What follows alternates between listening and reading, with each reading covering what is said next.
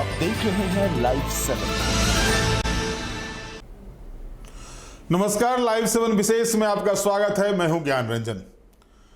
दोस्तों, देश में एक और जहां जातीय जनगणना की घोषणा केंद्र सरकार ने कर दी है, कैबिनेट से अप्रूवल हो गया है और जो सेंसस होने वाले हैं उस सेंसस के साथ कास्ट सेंसस भी होगा। लेकिन इस बीच झारखंड में मानो सरना धर्म कोड को लेकर भूकंप सा आ गया है। झारखंड मुक्ति मोर्चा और कांग्रेस, जो झारखंड की सत्ताधारी पार्टियां हैं, इन दोनों पार्टियों ने यलगार कर दिया है जातीय सरना धर्म कोड को लेकर के। वहीं दूसरी ओर भाजपा ने भी इस पर जबरदस्त पलटवार किया है। क्या किया है भाजपा ने पलटवार, ये हम आपको सुनाएंगे। लेकिन उससे पहले हम आपको बता दें कि सरना धर्म कोड के मामले को लेकर के एक और जहां कांग्रेस पार्टी 26 मई को राज्यव्यापी धरना प्रदर्शन करने जा रही है। राजभवन से लेकर के हर जिला मुख्यालय में कांग्रेस पार्टी का धरना प्रदर्शन होगा। वहीं दूसरी ओर 27 मई को झारखंड मुक्ति मोर्चा ने पूरे राज्य में जो है एक तरह से कहे तो आंदोलन की चेतावनी दे दी है। अब सवाल यह उठ रहा है कि जातीय जनगणना के पहले यह सरना धर्म कोड का मामला इतना तूल क्यों पकड़ता जा रहा है। सवाल यह भी उठ रहा है कि जब कांग्रेस पार्टी सत्ता में थी, केंद्र की सत्ता में थी, और उस समय उनके ही जो मंत्री थे, जो आदिवासी कल्याण मंत्रालय के मंत्री थे, उन्होंने साफ शब्दों में यह कहा था कि सरना धर्म कोड को जनगणना में शामिल नहीं किया जा सकता है। तो फिर आखिर आज क्यों कांग्रेस पार्टी खुले रूप से इस मामले को लेकर के राज्यव्यापी आंदोलन की चेतावनी दे रही है। झारखंड मुक्ति मोर्चा कांग्रेस पार्टी के साथ सरकार में है। मुख्यमंत्री हेमंत सोरेन के नेतृत्व वाली सरकार में कांग्रेस पार्टी, आरजेडी और माले का गठबंधन है। विधानसभा का विशेष सत्र बुलाकर सरना धर्म कोड के मामले को सर्वसम्मति से पारित कराया गया है।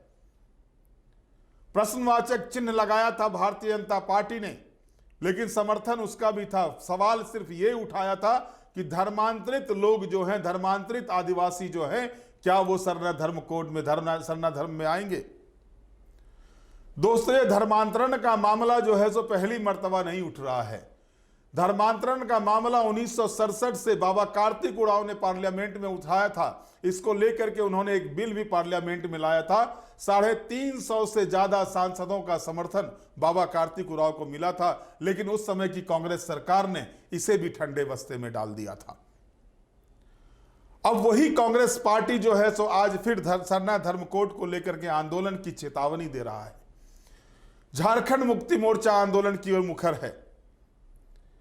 ऐसे में क्या है राजनीति, आखिर जातीय जनगणना के दौरान, क्योंकि ये आंदोलन जो झारखंड मुक्ति मोर्चा का 27 मई को होने वाला है, ये पहले ही होता। अगर ऑपरेशन सिंदूर ऑपरेट ना हो गया होता तो ये आंदोलन 6-7 मई को ही होना था। लेकिन उस समय देश की स्थिति को देखते हुए झारखंड मुक्ति मोर्चा ने इस आंदोलन को वापस लिया था। भारत पाकिस्तान के बीच जो टानाटानी चल रही थी, इसको देखते हुए झारखंड मुक्ति मोर्चा का यह फैसला था। लेकिन फिर झारखंड मुक्ति मोर्चा के केंद्रीय महासचिव विनोद कुमार पांडे ने जिस तरह से कहा कि सरना धर्म कोड नहीं तो जनगणना नहीं, तो कहीं ना कहीं जो है सो ये साफ तौर पर क्या है इसके पीछे का रहस्य, क्या है इसके पीछे की चीजें, ये इस पर भी हम चर्चा करेंगे। लेकिन भाजपा ने जो पलटवार किया है, पहले आप उसको सुनिए कि भाजपा नेताओं ने किस तरह से कांग्रेस और झारखंड मुक्ति मोर्चा के इस सरना धर्म कोड को लेकर के जो आंदोलन की चेतावनी दी गई है, उस पर क्या पलटवार किया है। मुक्ति मोर्चा को बोलना चाहेंगे कि अगर आपको सच में लगता है कि सरना धर्म कोड के साथ कोई ज्यादती हो रही है या हक नहीं मिल रहा, तो पहला घेराव और पहला धरना जो है ना, वो कांग्रेस दफ्तरों के सामने दें। वो मैं आपको बताऊंगा क्यों इनको कांग्रेस दफ्तर के सामने देना चाहिए। देखिए, एक लंबे समय से ये लोग बात करते हैं कि सरना के जो धर्म मानने वाले हैं उनको उनका अधिकार मिलना चाहिए, और हम भी इस बात को कहते हैं कि साहब जो आरक्षण है, 26% जनजातियों की संख्या है झारखंड में, जिसमें 4% जो है वो ईसाई हैं, 22% पारंपरिक तरीके से अपने धर्म और सभ्यता को रक्षा करने वाले सरना धर्म मानने वाले लोग हैं, या अन्य जो धर्म मानने वाले लोग हैं जिन्होंने धर्मांतरण नहीं किया। अब मैं आपको बताता हूं कि कांग्रेस का घेराव क्यों करना चाहिए और कांग्रेस इस मुद्दे पे क्यों एक्सपोज्ड है। मैं आपको एक पत्र दिखा रहा हूं 11 फरवरी 2014 का। ये बहुत ही महत्वपूर्ण पत्र है।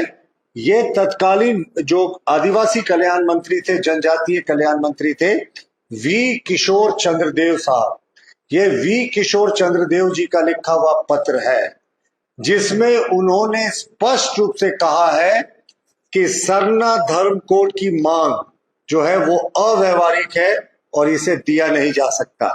जब कांग्रेस यूपीए की सरकार में थी तो उसने इसी सरना धर्म कोड को खारिज किया था, और किसी पार्टी के फंक्शनरी ने नहीं खारिज किया था।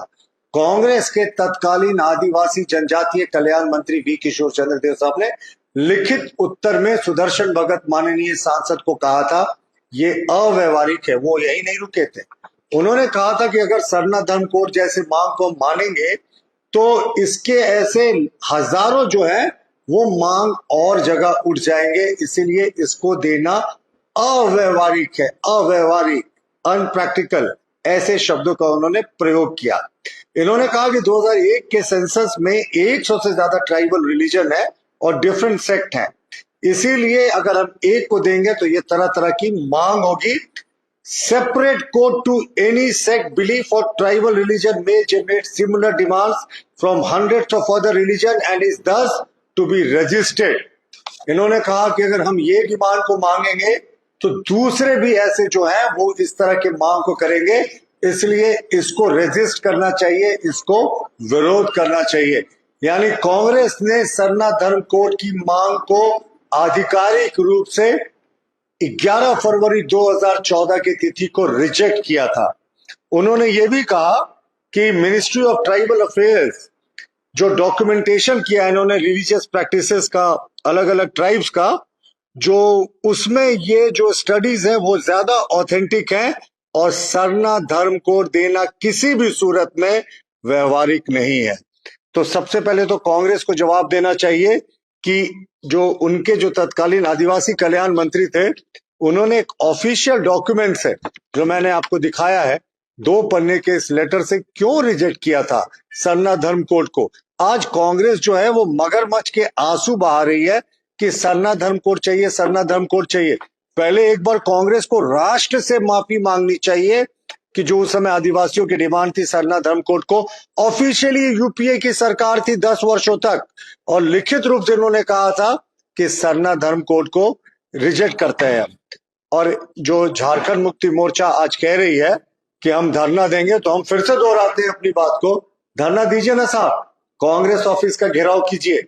जो उनके तत्कालीन आदिवासी कल्याण मंत्री ने, सरकार ने रिजेक्ट कर दिया था सरना धर्म कोड की मांग को। जब विधानसभा में पेश हुआ था तो भारतीय जनता पार्टी के विधायकों ने इसका विरोध नहीं किया था, लेकिन कहा था कि जिन्होंने धर्मांतरण कर लिया है उसको इस सूची से बाहर किया जाए। अब कांग्रेस का नाटक देखिए। कांग्रेस के लिए एक बड़े नेता थे पूर्व केंद्रीय मंत्री बाबा कार्तिक उरांव। उन्होंने अपने एक किताब थी, उनकी बहुत फेमस किताब थी 20 साल की काली रात।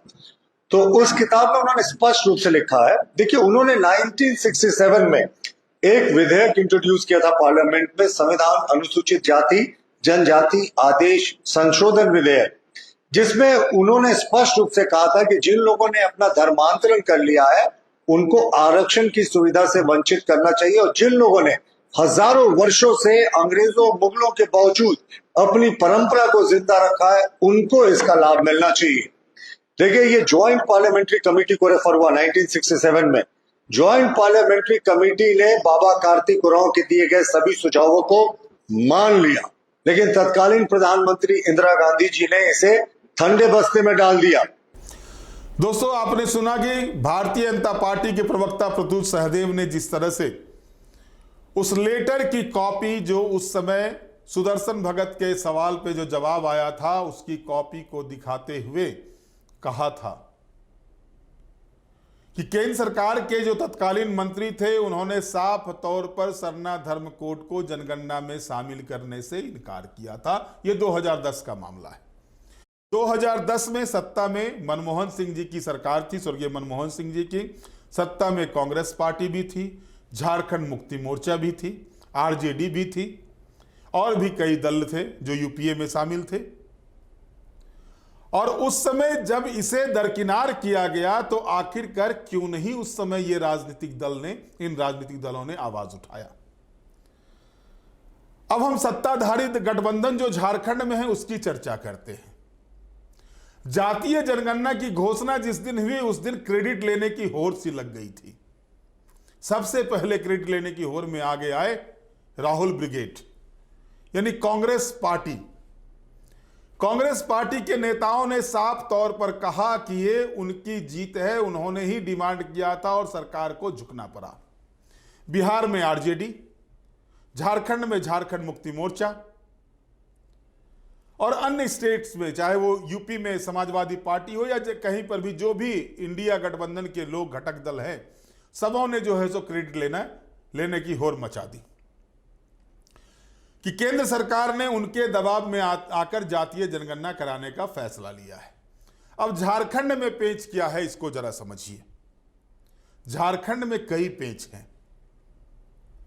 जिस तरह से पिछले 3 चुनाव में, 2 विधानसभा के और 1 लोकसभा के चुनाव में आपने देखा कि ट्राइबल वोट्स जो है उसका सबसे ज्यादा परसेंटेज जो है वो झारखंड मुक्ति मोर्चा के पक्ष में गया। कांग्रेस पार्टी को भी जो ट्राइबल सीटें आई उसमें भी यह कहा जा रहा है कि झारखंड मुक्ति मोर्चा से गठबंधन था जिसका फायदा कांग्रेस पार्टी को भी मिला। 28 विधानसभा की सीटें झारखंड में ट्राइबल के लिए रिजर्व है। 28 में से 27 सीटें इंडिया गठबंधन ने जीती है। जाहिर है जो सीटें कांग्रेस पार्टी के पास हैं और जो सीटें झारखंड मुक्ति मोर्चा के पास ट्राइबल की हैं, उसमें साफ तौर पर यह कहा जा रहा है कि ट्राइबल का झुकाव हेमंत सोरेन, बाबा शिबू सोरेन के प्रति था, झारखंड मुक्ति मोर्चा के प्रति था, गठबंधन कांग्रेस पार्टी के साथ था, तो उसका फायदा कांग्रेस पार्टी को मिला। अब अगर आंकड़े को भी उठा करके आप देखेंगे, जब से राज्य अलग बना है तो इतनी ज्यादा सीटें ना तो झारखंड मुक्ति मोर्चा को ट्राइबल की मिली थी और ना ही इतनी ज्यादा सीटें कांग्रेस पार्टी को कभी भी ट्राइबल की मिली थी। गठबंधन हुआ, फायदा मिला। सीटें जो झारखंड मुक्ति मोर्चा के तरफ जो जुड़ाव दिखाई दे रहा था, चाहे वो लोकसभा का चुनाव हो या विधानसभा का चुनाव हो या फिर 2019 के विधानसभा का चुनाव हो, सब में ये चीजें दिखी साफ तौर पर कि ट्राइबल सेंटीमेंट जो है सो झारखंड मुक्ति मोर्चा के पक्ष में गया। यानी झारखंड मुक्ति मोर्चा को सबसे ज्यादा वोट बैंक जो झारखंड का है ट्राइबल का, उसका फायदा सीधे तौर पर मिला और उसके साथ कांग्रेस पार्टी के रहने के कारण कांग्रेस पार्टी को भी उसका फायदा मिला। लेकिन दूसरी बात जो सामने आ रही है कि जो कुर्मी जाति है, जो लगातार एसटी का दर्जा पाने के लिए आंदोलन कर रही है, बिहार, बंगाल, उड़ीसा और झारखंड, तीनों स्टेट में इस आंदोलन को रूप दिया जा रहा है और सितंबर महीने में बड़ा आंदोलन होने जाना है, रेल टेका आंदोलन होने जा रहा है।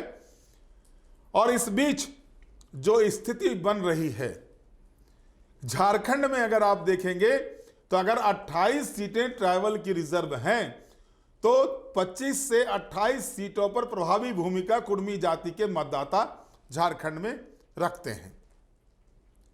अब इस प्रभाव में यह देखा जा रहा है कि कुर्मी जाति का जो मतदान है वो मतदान जो है सो सिमटता जा रहा है। कभी सुदेश महतो के साथ था, झारखंड मुक्ति मोर्चा को मिला है कुर्मी जाति का साथ, और अभी जयराम महतो जो है सो कुर्मी जाति के नेता बने हुए हैं। अगर आप सीट वाइज देखेंगे, मैंने पहले ही बताया है आपको, जयराम महतो की पार्टी ने जो कुर्मी बहुल एरिया है वहां पर प्रदर्शन काफी अच्छा किया और अगर प्रदर्शन अच्छा नहीं होता तो 10,90,000 से ज्यादा वोट उनको विधानसभा चुनाव में नहीं आते। राज्य की 5वीं सबसे बड़ी पार्टी झारखंड जयराम महतो की पार्टी नहीं बनती। अब इसमें सीटें तो झारखंड मुक्ति मोर्चा को कुर्मी मतदान वाले जगहों पर आई, लेकिन उनको ये लगा कि ये चीजें बाजी पलटने में कभी भी जो है सो उनके लिए परेशानी का सबब हो सकता है, जिस तरह से जयराम महतो का कद आगे बढ़ रहा है। तो अब बचा सरना धर्मकोड का मामला, लेकिन सवाल घूम फिर करके वहीं पर आता है कि जब कांग्रेस पार्टी सत्ता में थी और जब जनगणना हो रहे थे, और उस समय भी ये हो रहा था उस समय के जनगणना में कि शेड्यूल कास्ट और शेड्यूल ट्राइब्स का कितना पॉपुलेशन है, ये पॉपुलेशन क्लियर किया जाता था। अन्य जातियों के बारे में नहीं बताया जाता था, वो नहीं हुआ था जो जातीय जनगणना अभी कराने की बात कही जा रही है। 2011 के जनगणना में भी अगर आप देखेंगे तो सामाजिक आर्थिक जनगणना हुई थी, लेकिन उसको ओपन नहीं किया गया, उसे सार्वजनिक नहीं किया गया। वजह क्या थी इसकी? और अब कांग्रेस पार्टी लगातार गला फाड़ फाड़ के पूरे देश में चिल्ला रही है जातीय जनगणना मेरे दबाव में आके कराया गया। तो सवाल ये भी उठता है कि जब सोशियो इकोनॉमिक सर्वे आपने कास्ट सेंसस में किया, तो फिर उस सोशियो इकोनॉमिक सर्वे को पब्लिश क्यों नहीं किया, उसे अधिसूचित क्यों नहीं किया, उसे लोगों के बीच में क्यों नहीं लाया गया? सवाल यह भी उठता है कि जब सरना धर्म कोड की मांग उस समय भी हो रही थी, तो उस समय सरना धर्म कोड को लेकर के सीधे तौर पर उस समय के तत्कालिक मंत्री ने यह क्यों कह दिया कि सरना धर्म कोड को शामिल नहीं किया जा सकता है? सवाल यह भी उठ रहा है कि आज जो बातें कांग्रेस पार्टी कह रही है सत्ता में रहने के लिए, ये बातें पहले कांग्रेस पार्टी क्यों नहीं उठाया करती थी? सवाल यह भी उठ रहा है कि जब जनगणना की बातें हुई तो पार्टियां इतनी रेस क्यों हो गई हैं? झारखंड में कई चीजें हैं जो जनगणना में बाधक बन सकती है, और उसमें एक ये भी है कि धर्मांतरित वाला जो मामला है, डिलिस्टिंग का जो मामला है, वो भी बड़ा मामला है। डिलिस्टिंग को लेकर के भी जो है सो झारखंड में आवाजें उठनी शुरू हो गई हैं। मैंने उस पर विशेष भी किया था, और वजह यह बताया जाता है कि ट्राइबल के लिए जो सुविधाएं होती है उसमें धर्मांतरित लोगों को ज्यादा उसका लाभ मिल रहा है। ये सरकार के देखने की चीज है, सरकार इस पर ध्यान देगी। लेकिन मूल रूप से जब हम आते हैं सरना धर्म कोड के मामले पर आते हैं, सरना धर्म कोड को लेकर के हेमंत सोरेन की पिछली सरकार ने विशेष सत्र बुलाया था, और विशेष सत्र से सर्वसम्मति से विधेयक पारित करके राज्यपाल के पास भेजा गया था। उसके बाद मुख्यमंत्री हेमंत सोरेन ने कई मर्तबा केंद्रीय गृह मंत्री से प्रधानमंत्री नरेंद्र मोदी को पत्र लिख करके सरना धर्म कोड को लेकर के निर्णय लेने का आग्रह किया था, लेकिन उसके बाद भी बातें नहीं बन पाई हैं, और लगातार इस मुद्दे को लेकर के झारखंड में आंदोलन हो रहे हैं।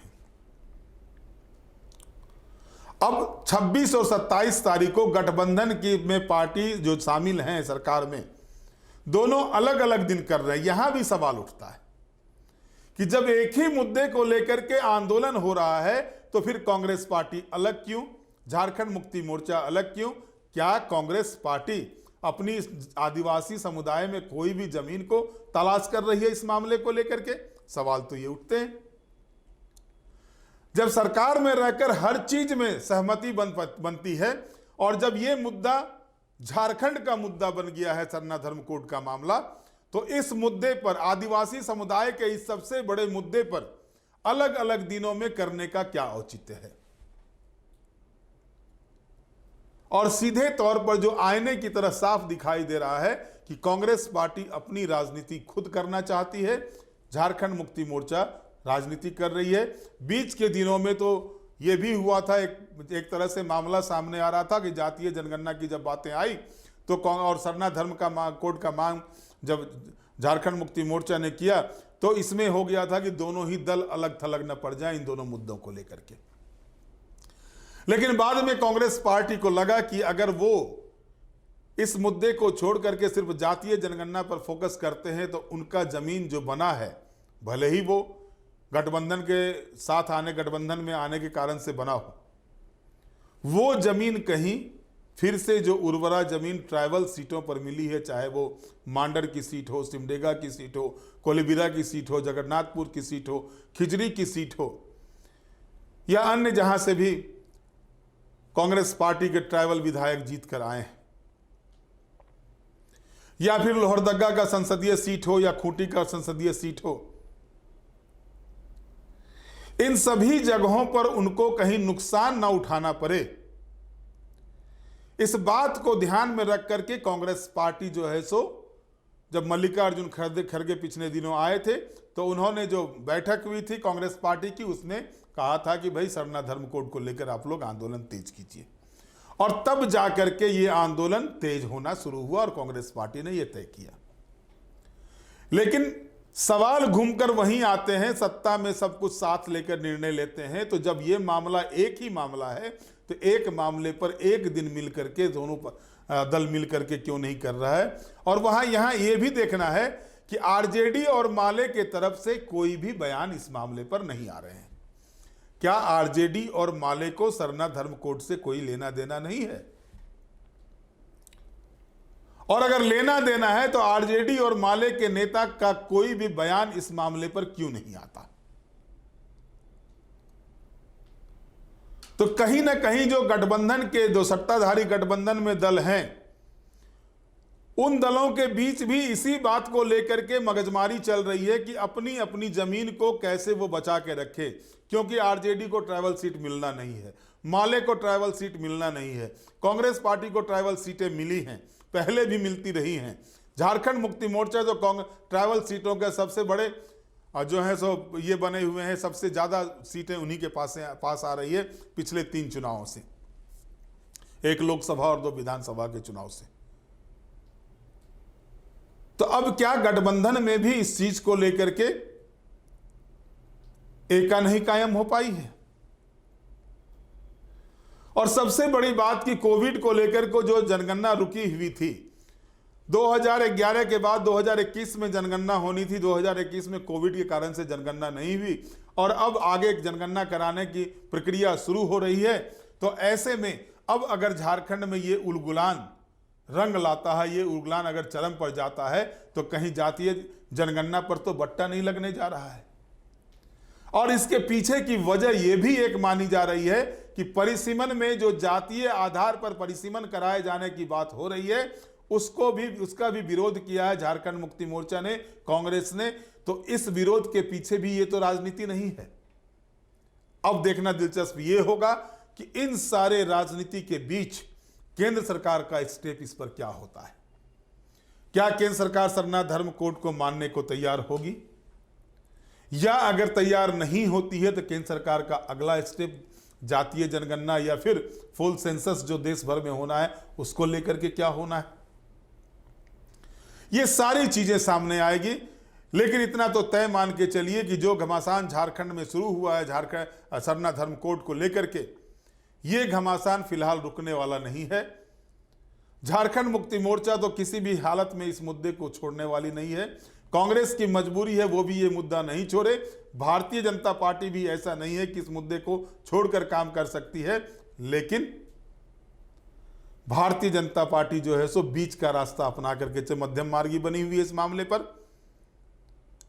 और वो एक चीज जो जोड़ करके इसमें चल रही है कि जो धर्मांतरित आदिवासी हैं, धर्मांतरित ट्राइबल हैं, जो ईसाई धर्म अपना लिए या अन्य धर्म को अपनाए हैं, उनका क्या होगा, उनको किनारे किया जाए, इस मुद्दे को कितना बल मिलता है, ये सारा कुछ देखना होगा। बहरहाल आज के विशेष में इतना ही। आप हमारे साथ जुड़े रहें, हमें लाइक करें, सब्सक्राइब करें। बहुत बहुत धन्यवाद। नमस्कार।